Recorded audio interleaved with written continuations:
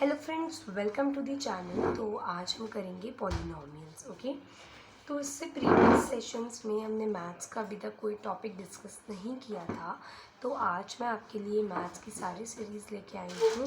ये चैप्टर 2 है। This is chapter 2 polynomials, जो आज कवर हो जाएगा। ये चैप्टर 2 है जो कि आज कवर हो जाएगा। तो चैप्टर 2 के बाद chapter 3, 4 like this, and chapter 1 के बाद।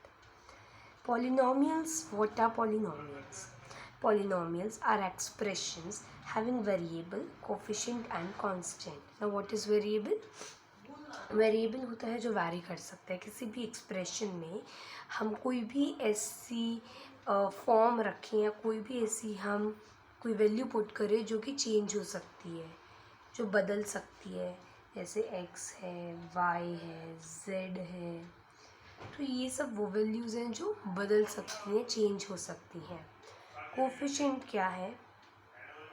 कोफिशिएंट कांस्टेंट टर्म्स होती हैं जो कि मल्टीप्लाई होती हैं किसी भी वेरिएबल से। Constant terms multiplied by the variables, right. तो कांस्टेंट टर्म्स हैं ये कोफिशिएंट्स जो कि मल्टीप्लाई होती हैं किसी भी वेरिएबल से। जैसे 2x, तो 2x में जो 2 है वो क्या है? वो एक कोफिशिएंट है क्योंकि वो किससे मल्टीप्लाई हुआ है? एक वेरिएबल से मल्टीप्लाई हुआ, and that variable is x है। फिर कांस्टेंट टर्म्स आती हैं। As we know they are the fixed values. ये है फिक्स्ड वैल्यूज, फिक्स्ड वैल्यूज, ठीक है। अब यहाँ पे जो पॉलिनोमियल्स हैं वो 3 टाइप के हो सकते हैं जो भी हम पढ़ रहे हैं। पॉलिनोमियल्स मोनोमियल हो सकते हैं, बाइनोमियल हो सकते हैं, ट्राइनोमियल हो सकते हैं। बाइनोमियल क्या है, ट्राइनोमियल क्या है, मोनोमियल क्या है, इनको देखो। Mono means single. तो एक ऐसा पॉलिनोमियल जहाँ पे एक सिंगल टर्म ही आई हो उसे हम कहते हैं एक मोनोमियल। जैसे फॉर एग्जांपल 2x में केवल एक ही टर्म है। टर्म्स क्या होती हैं? टर्म्स बनी होती हैं इन 3 चीज़ों के ग्रुप से। कोई ऐसे term is nothing but polynomial में एक ऐसा पार्ट जहाँ पे वेरिएबल प्रेजेंट हो, जहाँ पे कोएफिशिएंट प्रेजेंट हो, कांस्टेंट प्रेजेंट हो, उस हर हिस्से को हम टर्म कहते हैं। जैसे कि फॉर एग्जांपल मैं यहाँ पे लिखती हूँ 2x प्लस 1, 2x प्लस 1 या फिर 2x plus 3x, 2x plus 3y ले लेती हूँ, 2x प्लस 3y। तो 2x एक टर्म है, 1 टर्म एक टर्म है, और 3y एक दूसरी टर्म है। ये जो टर्म्स होती हैं किन से डिवाइडेड होती है? डिवाइडेड बाय द, या इनको अलग किया जाता है with the help of the operators like plus sign, minus sign, dividing sign, ठीक है। तो जो प्लस साइन, माइनस साइन, या डिवाइडिंग साइन है, ये क्या करते हैं? इन टर्म्स को सेपरेट करते हैं। तो हमारे पास जहाँ पे भी एक टर्म, जैसे 2x is a single term, ये हमारे पास है मोनोमियल। वहीं पे बाइनोमियल जैसे 2x प्लस 4 हो गया या 2x प्लस 3y हो गया। यहाँ 2 टर्म्स हैं, एक है 2x, एक है 3y, या एक है 2x, एक है 4। ये 2 टर्म्स वाले हो गए, 2 टर्म्स है, यहाँ पे 2 हिस्से हैं, तो ये बाइनोमियल है। फिर एक होता है ट्राइनोमियल, जैसे 2x square plus 3x plus 1। तो ये क्या हो गई? 3 टर्म्स वाली हो गई, क्योंकि यहाँ पे देखो 3 टर्म्स हैं, 1 2 3, राइट।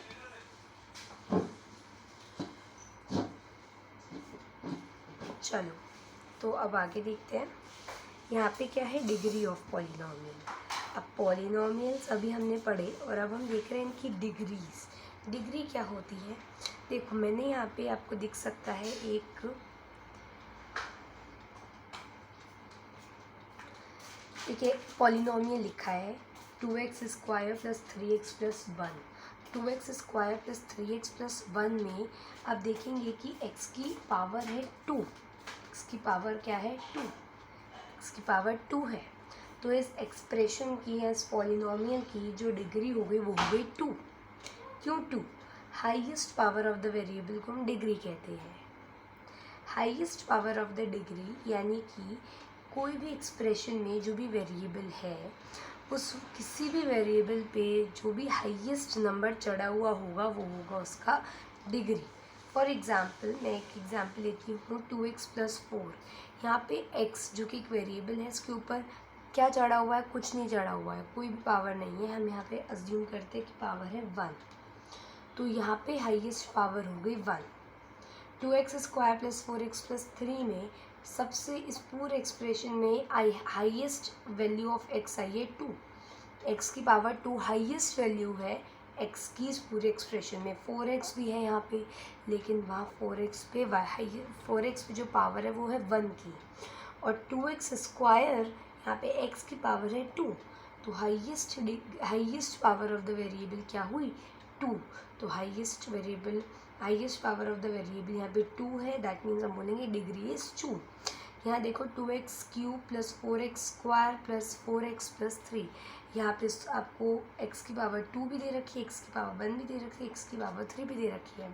तो highest power of the variable क्या है? यहाँ पे इस पूरे एक्सप्रेशन में जितने भी बार वेरिएबल आ रहे हैं, कौन सी बार में सबसे ज़्यादा वेरिएबल के ऊपर पावर चढ़ी है? तो वो है 3। तो डिग्री हुई यहाँ पे 3। तो हमने डिग्री ऑफ पॉलिनोमियल्स के बेसिस पे पॉलिनोमियल्स को लीनियर पॉलिनोमियल कहा है, क्वाड्रेटिक पॉलिनोमियल का है, क्यूबिक पॉलिनोमियल कहा है। लीनियर पॉलिनोमियल में क्या है? डिग्री 1 होती है, जैसे 2x + 4। क्वाड्रेटिक पॉलिनोमियल में डिग्री 2 होती है, यानी जैसे 2x² + 4x + 3। क्यूबिक पॉलिनोमियल में डिग्री 3 होती है, जैसे 2x³ + 4x² + 4x + 3। यहाँ पे हाईएस्ट पावर 3 आई है, पूरे इस एक्सप्रेशन में highest power of the x 3 आई है। अब एक टॉपिक आता है zeros of polynomial.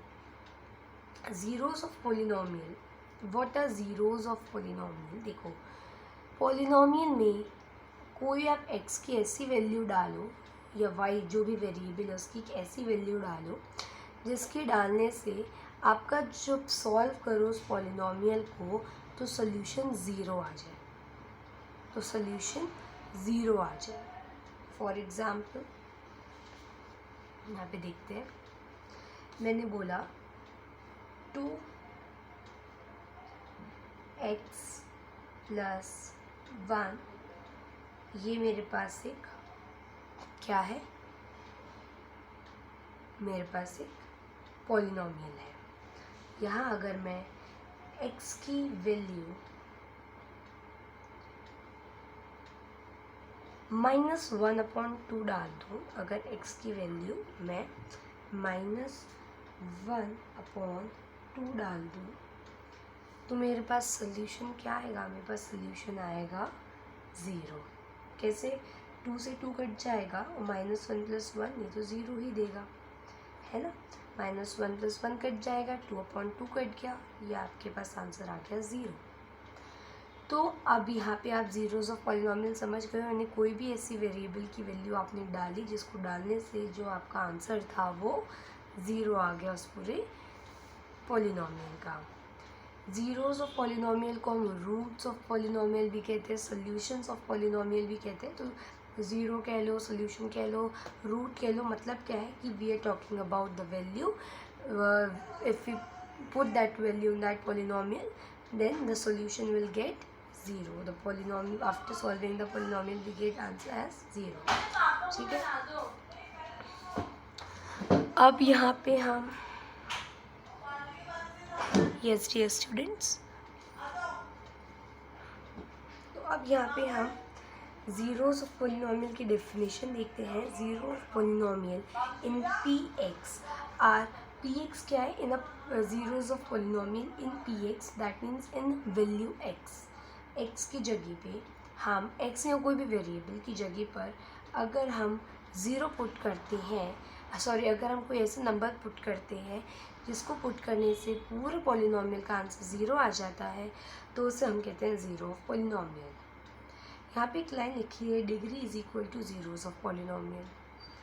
Degree is equal two zeros of polynomial का क्या मतलब है, यानी कि उस पॉलिनोमियल की जो भी डिग्री होगी, यानी जो हाईएस्ट पावर होगी वेरिएबल की, जैसे 2 है तो नंबर ऑफ़ ज़ीरोज़ भी 2 ही होंगे। नंबर ऑफ़ ज़ीरोज़ 2 होंगे, यानी कि 2 ऐसे आपके पास नंबर्स आएंगे जिन नंबर्स को अगर आप उस पूरी इक्वेशन में कहीं पुट करती हो किसी वेरिएबल की जगह पे, तो आपका 2 बार 0 आने के चांसेस हैं। ठीक है, नंबर अब डिग्री अगर 3 है तो नंबर ऑफ़ ज़ीरोज़ भी 3 हो जाएंगे। ठीक है, यानी कि 3 ऐसी डिजिट्स हैं जिनको पुट करने से आपका आंसर 0 आ जाएगा। अब यहाँ पे आपको ज़ीरोज़ ऑफ पॉलिनोमियल को ग्राफ की फॉर्म से बताने की कोशिश की गई है। यहाँ पे क्या बोला गया है कि मान लो मेरे पास कोई ग्राफ है, अगर उस ग्राफ में कोई भी ऐसा पॉइंट नहीं है जहाँ पे जो ये लाइंस जा रही हैं ये एक्स एक्सिस को कट करें, तो इट मीन्स उस ग्राफ में कोई उस तरह के पॉलिनोमियल में कोई भी ज़ीरो नहीं है। फॉर एग्ज़ाम्पल ये ग्राफ बनाया मैंने, ये ग्राफ है और यहाँ पे जो इक्वेशन है, जो पॉलिनोमियल है वो है y is equal to p x. ठीक है, y is equal to p x. अब यहाँ पे देखो बात क्या है कि फर्स्ट केस में ये देखो, ये जो है ना y is equal to p x, ये बेसिकली इतना इम्पॉर्टेंट नहीं है, अभी इस पर ध्यान मत दो, कंफ्यूज हो जाएंगे। यहाँ पे ध्यान दो, फर्स्ट वाले पे ये ग्राफ है, मैंने यहाँ पे एक स्ट्रेट लाइन ड्रॉ कर दी जो वाई एक्सिस को ऐसे स्ट्रेट काटते हुए पैरेलल टू एक्स एक्सिस जा रही है। It is parallel to x axis, कहीं पे भी एक्स एक्सिस को नहीं काट रही, दैट मीन्स यहाँ पे जो भी यहाँ पे ज़ीरो की वैल्यू नहीं होगी, कोई ऐसा नंबर नहीं होगा जिसको पुट करने से आपकी जो उस एक्सप्रेशन है उसकी वैल्यू ज़ीरो आ जाए। इस तरह के पॉलिनोमियल्स में ज़्यादातर हम बोलते हैं that they are linear polynomials. या तो लीनियर पॉलिनोमियल्स में जो वैल्यू होती है वो ज़ीरो होती है, या लीनियर पॉलिनोमियल में जो वैल्यू होती है वो 1 होती है ज़ीरो की। तो फॉर एग्ज़ाम्पल यहाँ पे देखो, यहाँ पे जो लीनियर पॉलिनोमियल है वो एक बार कट कर रहा है एक्स एक्सिस को, वाई एक्सिस की बात नहीं कर रहा हम, एक्स एक्सिस को यहाँ पे कट कर रहा है। दैट मीन्स यहाँ पे एक लीनियर एक वैल्यू होगी, मतलब एक ज़ीरो होगा, है ना, और दैट इज़ वाई क्या है, लीनियर पॉलिनोमियल है, क्योंकि यहाँ पे नंबर ऑफ़ ज़ीरो 1 है तो डिग्री भी उस पॉलिनोमियल की 1 ही होगी। अगर कोई क्वाड्रेटिक पॉलिनोमियल है, यानी वहाँ पे दो, यहाँ वहाँ पे हाईएस्ट डिग्री हाईएस्ट पावर 2 आ रही है, तो उस तरीके के ग्राफ में जो आपके ज़ीरोज़ बनेंगे वो भी एक्स एक्सिस पे 2 जगह बनेंगे, 2 जगह बनेंगे 1 2, हाँ 2 जगह बन रहा है। तो ये क्वाड्रेटिक पॉलिनोमियल है। क्यूबिक पॉलिनोमियल में देखो 3 जगह इंटरसेक्ट कर रहा है एक्स एक्सिस को, 1 2 3। अब देखो बात ये आती है, ये बहुत कुछ मतलब बहुत सिंपल सी चीज़ है। आपको ये आपसे कोई आप पूछा जाएगा ये ग्राफ है, इस ग्राफ पे लाइन क्या इंटरसेक्ट कर रही है, अगर कर रही है तो नंबर ऑफ़ ज़ीरोज़ क्या है, या कर रही है तो फिर बताओ कौन से तरीके का ये आपका पॉलिनोमियल है। अब बात ये आती है कि यहाँ पे देखो जहाँ जहाँ पे भी इंटरसेक्ट कर रहा था एक्स एक्सिस को, एक कर्व फॉर्म कर रहा था, ये कर्व्स फॉर्म कर रहा था। ये देखो यहाँ पे एक ऐसा कर्व जा रहा है, यहाँ पे अपवर्ड कर्व जा रहा है, यहाँ पे एक बार अपवर्ड है एक बार डाउनवर्ड है क्यूबिक पॉलिनोमियल में। तो इन कर्व्स को हम बोलते हैं पैराबोला, इन कर्व्स को हम बोलते हैं पैराबोला। ठीक है, so this was all about the polynomial, this was all about zeros. अब यहाँ पे हमारे पास एक्सरसाइज 2.1 है, तो उस एक्सरसाइज 2.1 में क्या बोला गया है, यहाँ पे आपको ग्राफ्स दिखाए गए हैं और इन ग्राफ्स को आपको पढ़ना है और बताना है कि यहाँ पे नंबर ऑफ़ ज़ीरोज़ कितने होंगे। तो नंबर ऑफ़ ज़ीरोज़ निकालने के लिए हम क्या करते हैं, एक्स इज़ इक्वल टू 0 निकालने के लिए हम ये मानते हैं कि कोई भी जो लाइन है जो कि चल रही है ग्राफ पर, वो इंटरसेक्ट करेगी एक्स एक्सिस को एटलीस्ट 1 टाइम। अब यहाँ पे number of zeros first case में कितने हैं, तो देखो यहाँ पे एक बार भी इंटरसेक्ट नहीं कर रही है एक्स एक्सिस को, it is going parallel to x axis, तो यहाँ पे नंबर ऑफ ज़ीरोज़ होंगे नल। यहाँ पे नंबर ऑफ ज़ीरोज़ कितने होंगे सेकेंड केस में? इट इज़ 1 बिकॉज यहाँ पे एक बार ये एक्स एक्सिस को इंटरसेक्ट कर रही है। नंबर ऑफ ज़ीरोज़ यहाँ पे क्या है? 2 है। दैट मीन्स यहाँ पर 2 बार एक्स एक्सिस क्या कर रही है, मतलब जो हमारी ये लाइंस जा रही हैं ये 2 बार एक्स एक्सिस को काट रही हैं। एक बार देखो इधर, एक बार इधर और एक बार इधर। आई थिंक यहाँ पे नंबर ऑफ ज़ीरोज़ तो 3 होने चाहिए। यहाँ पे हमारे पास नंबर ऑफ ज़ीरोज़ 3 होने चाहिए, सॉरी 3 होंगे, ठीक है, क्योंकि यहाँ पे 1 2 3 टाइम्स काट रही है। यहाँ पे नंबर ऑफ ज़ीरोज़ कितने हैं? In fourth case number of zeros कितने हैं हमारे पास? ओनली 2 है, ठीक है। यहाँ पे number of zeros in fifth case it is 1 2 3 4, और सिक्स्थ केस में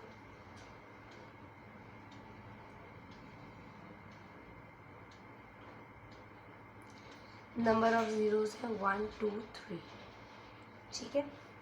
अब यहाँ पे क्या आता है? अब यहाँ पे आता है relationship between zeros and coefficients of a polynomial. ये बहुत इम्पॉर्टेंट है, relationship between zeros and coefficient of polynomial. अब यहाँ पे हम ज़ीरोज़ को फाइंड करना सीखेंगे। ज़ीरोज़ को फाइंड करने के बाद हम ये सीखेंगे किस तरह से हम zeros of the polynomial and coefficient of the polynomial में एक कनेक्शन बिठा सकते हैं। अब सबसे पहले तो हम कैसे ज़ीरोज़ निकालते हैं? अब यहाँ पे हम जो ज़ीरोज़ निकालेंगे वो क्वाड्रेटिक पॉलिनोमियल्स के निकालेंगे। क्वाड्रेटिक पॉलिनोमियल्स के हम ज़ीरोज़ निकालेंगे। मैंने आपको लीनियर पॉलिनोमियल का एक ज़ीरो निकाल के दिखाना है सबसे पहले, तो देखो कैसे निकालेंगे हम लीनियर पॉलिनोमियल का ज़ीरो। एक एग्जाम्पल ले रही हूँ बस। जो पहले लिया था 2x + 1 = 0 किया था ना, और मैंने तो आपको केवल सीधे x की वैल्यू बता दी थी, लेकिन अब मैं आपको कैसे सॉल्व करना है वो दिखाऊंगी। आपके पास पॉलिनोमियल है 2x + 1 और यहाँ पे आपको 0 दे रखा है, ये आपको 2x + 1 दे रखा है, और आपको क्या निकालना है? x की वैल्यूज़। x की कैसी वैल्यू निकालनी है जिसको पुट करने से आपकी पूरी एक्सप्रेशन का आंसर 0 आ जाए। उसके लिए हम क्या करेंगे? इसको इक्वेट कर देंगे टू 0, इसको हम 0 से इक्वेट कर देंगे। अब जब 0 से इक्वेट करेंगे तो फिर इक्वेशन को सिंपली सॉल्व करना होगा आपको केवल।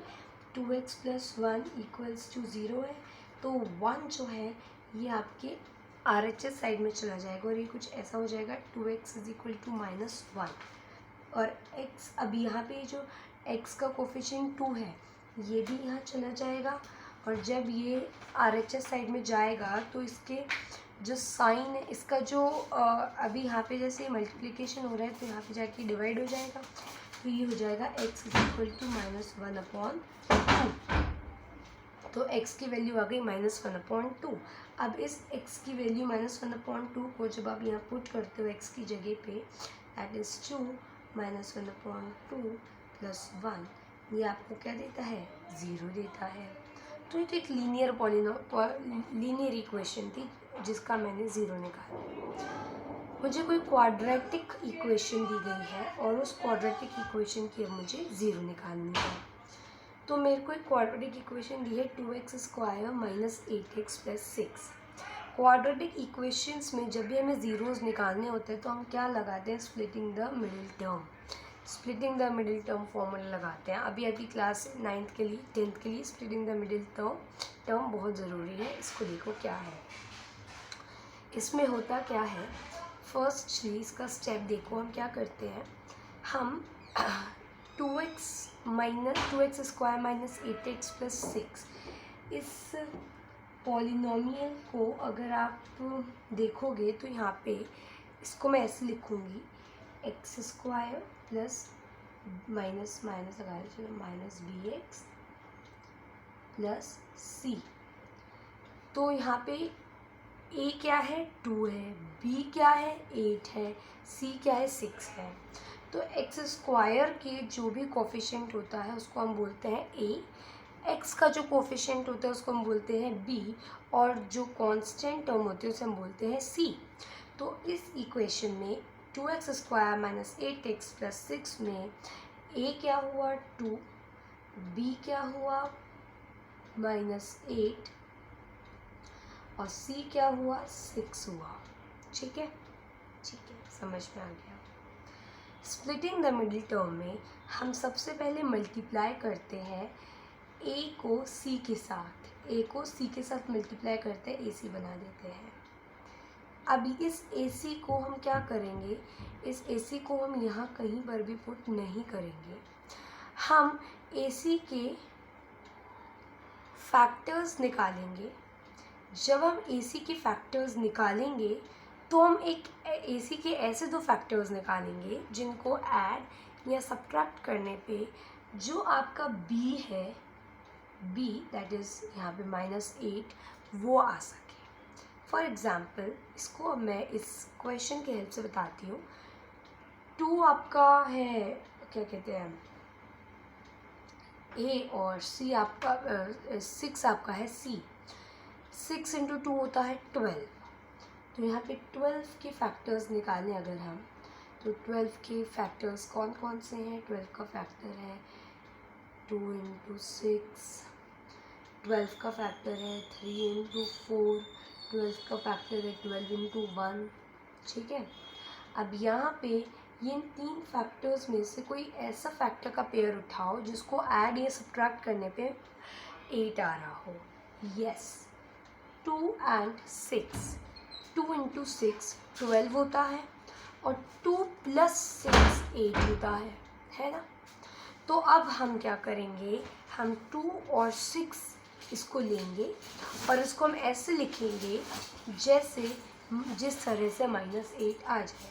जैसे कि ये 2 लिखा, मैंने लिखा माइनस ये 2x² है, चलो 2x² लिखेंगे, -6x -2x, minus minus plus होता है तो यहाँ पे हम प्लस कर रहे हैं 6x को और 2x को, साइन नेगेटिव ला रहे हैं तो इस वजह से हमने क्या किया है, दोनों तरफ नेगेटिव साइन कर दिया है। -6x -2x, minus minus plus. ठीक है, तो +8 हो जाएगा, 8x हो जाएगा और जो साइन लगेगा वो नेगेटिव लगेगा। ठीक है, और c एज इट इज़ +6 है। ठीक है, तो अब यहाँ पे ये करने के बाद 2x² -6x -2x + 6 हम इनकी ग्रुपिंग करेंगे, 2 की ग्रुपिंग करेंगे।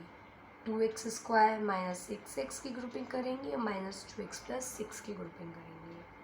कैसे करेंगे, यहाँ पे हम सबसे पहले 2x और 6x में जो भी कॉमन चीज़ें उनको निकाल लेंगे। 2x और 6x में कॉमन एक चीज़ तो आ रही है मेरे पास x, ठीक है, और एक चीज़ कॉमन आ रही है मेरे पास 2, मैंने 2x निकाल लिया। अंदर बचा एक x -3 अंदर बचा, तो 2x × x 2x² हो गया, 2x -3 = 6x हो गया। ठीक है, और अब दूसरी चीज़ क्या बनानी थी हमको, -2x + 6। अब देखो जो अंदर आया है वो हमेशा सेम रखना है, तो 2x + 6 में हम सबसे पहले निकाल लेते हैं -2 को, अब अंदर क्या बचेगा, x -6 -2 × x -2x और -2 × -6 -2 × -3 होगा, सॉरी 3 है ये, -3, तो -2 × -3 = +6। तो यहाँ पे एक तो हमारे पास बन गया x -3 और एक चीज़ हमारे पास बन गई 2x -2, तो ये हमारे पास बन गए 2 आपके लीनियर इक्वेशंस। अब आपको ये x की वैल्यू निकालनी है, आप सिंपली x की वैल्यू निकाल सकते हो बाय द वे जैसे हमने यहाँ पे x की वैल्यू निकाली थी। तो x -3 को अगर हम इक्वेट कर दे 0 से और सॉल्व कर दे इक्वेशन को, हमारे पास x की वैल्यू बचेगी 3। 2x -2 में अगर हम x की वैल्यू को 1 रख देंगे तो 1 रखने से हमारे पास पूरे इक्वेशन की वैल्यू बचेगी 0। ठीक है। तो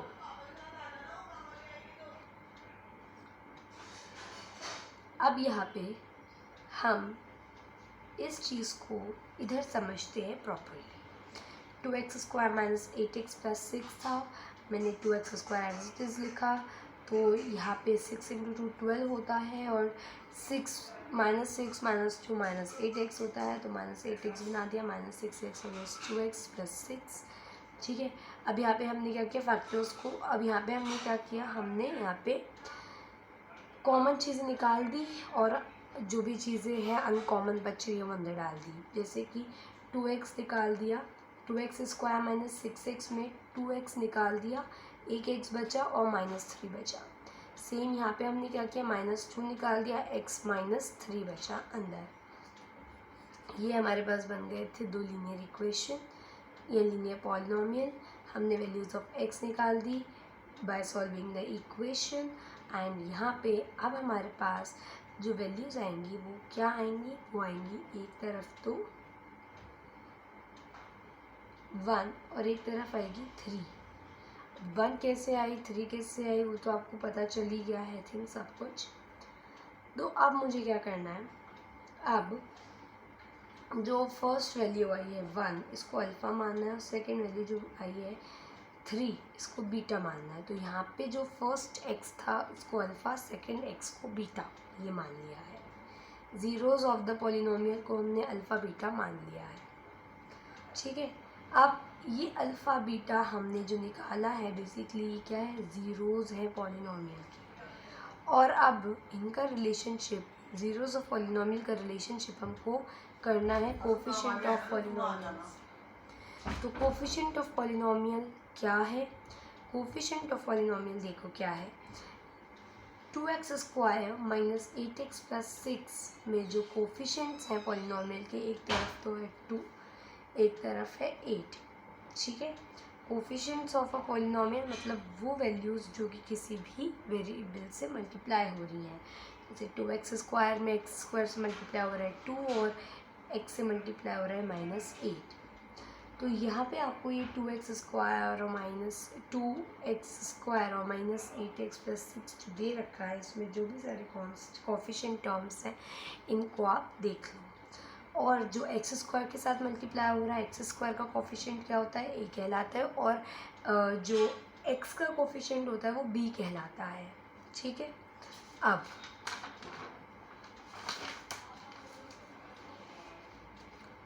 हमें इनका रिलेशनशिप देखना है।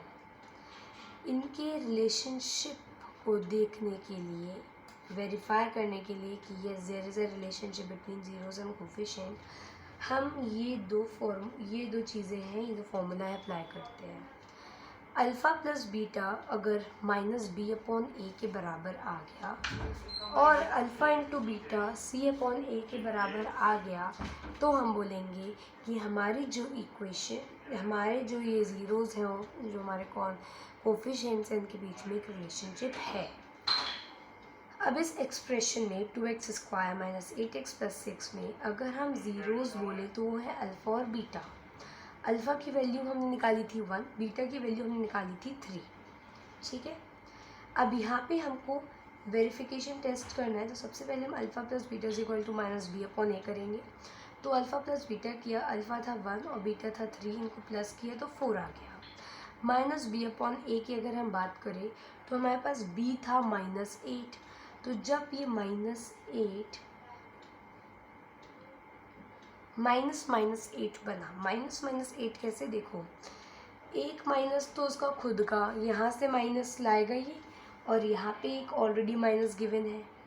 मतलब जब भी वो कोई भी एक्सप्रेशन इस फॉर्म में आएगी, -b/a फॉर्म में आएगी, तो वहाँ पे अगर कोई जो कोफिशिएंट है x का, दैट इज़ b, वो पॉजिटिव भी है तो वो नेगेटिव हो जाएगा एक बारी को, तो -b/a बन जाएगा। मान लो अगर ये 8 होता, +8 होता, तो ये -8 बन जाता, -8/a जो भी है।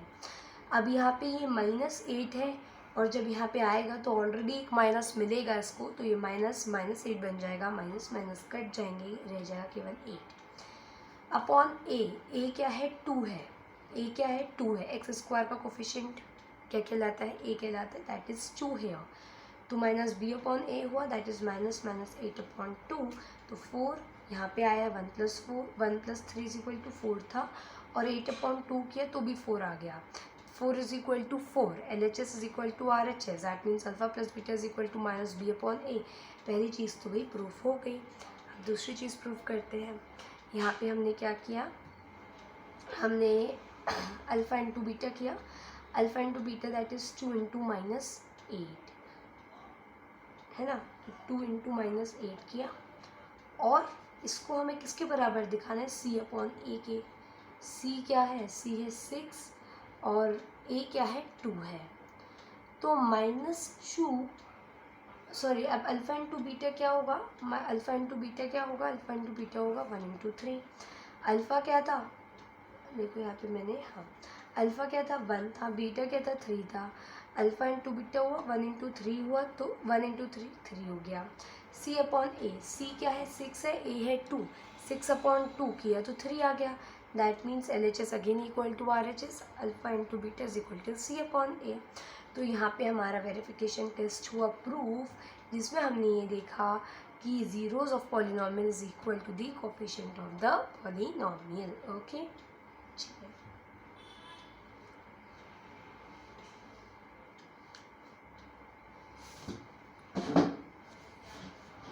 अब यहाँ पे क्या है, x² - 3, इसका हमें क्या करना है, इसके सबसे पहले हमें ज़ीरोज़ निकालने हैं। ज़ीरोज़ निकालने के बाद हमें इसका वेरिफिकेशन टेस्ट करना है, that there is a relationship between zeros and coefficient, इसको हमें करना है। तो x² - 3 है। अब यहाँ पे हम x² - 3 that is a quadratic polynomial. Quadratic polynomial के 2 ज़ीरोज़ निकालने हैं।